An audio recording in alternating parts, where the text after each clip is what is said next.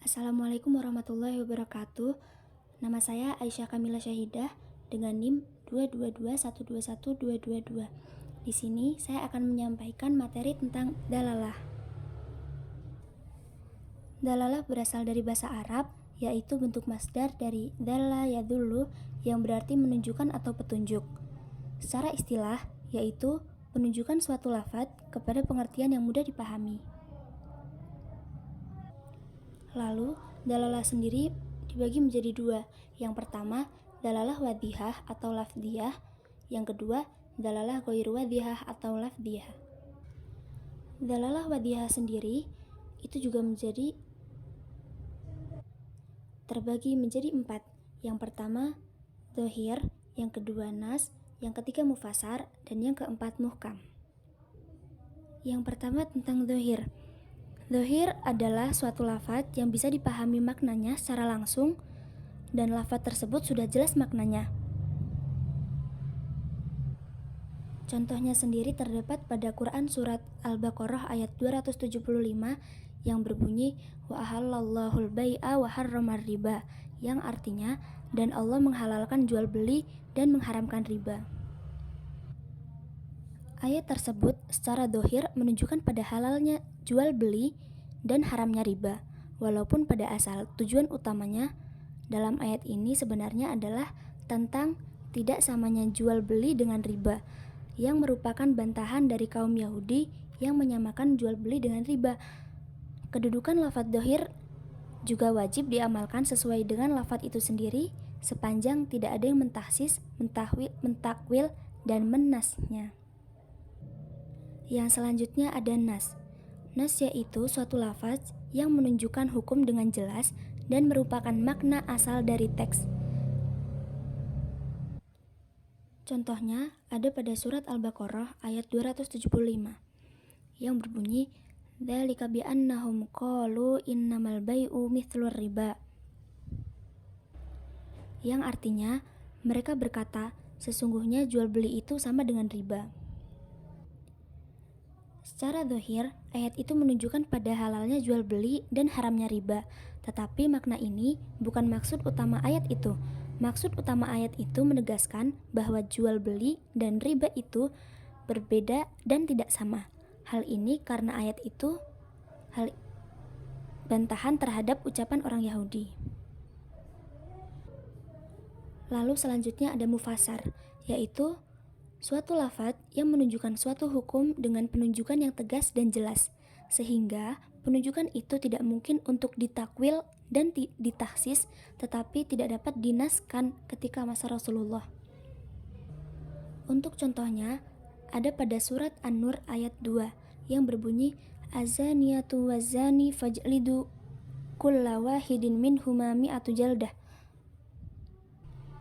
yang artinya perempuan yang berzina dan laki-laki yang berzina, maka deralah tiap-tiap seorang dari keduanya 100 kali dera. Hukum mufasar adalah wajib mengamalkannya sesuai dengan lafadznya. Lalu selanjutnya ada muhkam, yaitu suatu lafadz yang menunjukkan makna dengan dalalah yang tegas dan jelas serta qot'i dan tidak mempunyai kemungkinan ditakwilkan, ditahsis atau dinaskan. Muhkam sendiri menduduki posisi tertinggi dalam kejelasan di antara derajat-derajat kejelasan lafadz. Contoh muhkam ada pada surat Muhammad ayat 19 yang berbunyi fa'lam annahu la ilaha illallahu, yang artinya maka ketahuilah bahwa sesungguhnya tidak ada Tuhan selain Allah. Yang kedua, ada dalalah ghairu wadhihah atau lafdhiyah. Mereka juga terbagi menjadi 4. Yang pertama ada khafi, yang kedua muskil, yang ketiga mujmal, dan yang keempat mutasyabih. Khafi adalah suatu lafadz yang dari segi penunjukan kepada maknanya jelas, namun ketidakjelasan muncul ketika menerapkan makna tersebut kepada kasus tertentu. Contoh khafi terdapat pada surah Al-Maidah ayat 38 yang bunyinya wasariqu wasariqatu faqta'u aydiyahuma, yang artinya laki-laki yang mencuri dan perempuan yang mencuri potonglah tangan mereka.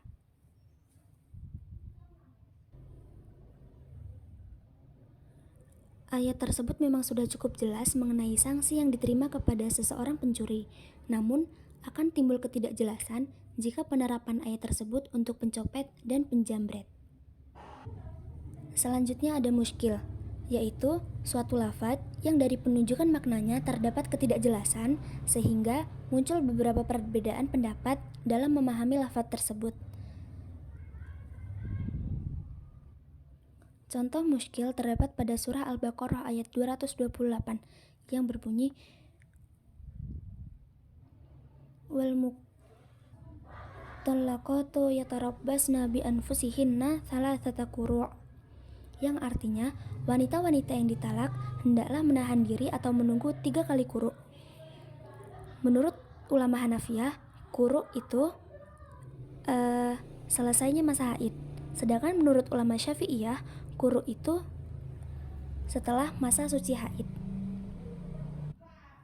Lalu selanjutnya ada mujmal, yaitu suatu lafaz yang mengandung makna secara global di mana kejelasan maksud dan rincinya tidak diketahui jika hanya dengan lafaz itu mandiri. Kejelasan tersebut hanya dapat dijelaskan dari sunnah yang diajarkan oleh Nabi Muhammad SAW. Contohnya ada pada surat Al-Baqarah ayat 43 yang bunyinya wa aqimus sholata wa atuz zakat, yang artinya dirikanlah sholat dan tunaikanlah zakat. Dan yang terakhir ada mutasyabih, yaitu suatu lafaz yang tidak menunjukkan kejelasan maknanya dan tidak ada pula yang menjelaskannya.